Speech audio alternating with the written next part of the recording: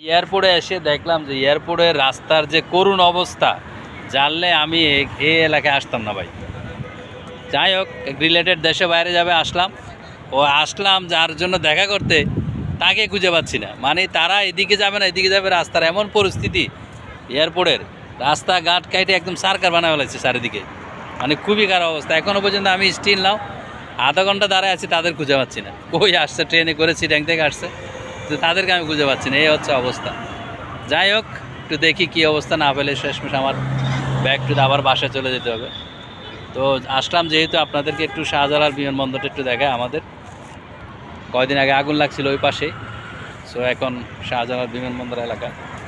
এখানে আসলে বোঝা যায় যে মানুষ দেশের বাইরে চলে যায়। প্রচুর লোক এখানে অলরেডি আসছে, হ্যাঁ, প্রচুর লোক। সো আমি একদম বাইরে, তো আপনাদের একটু ঘুরে ফিরে দেখাই। হ্যাঁ,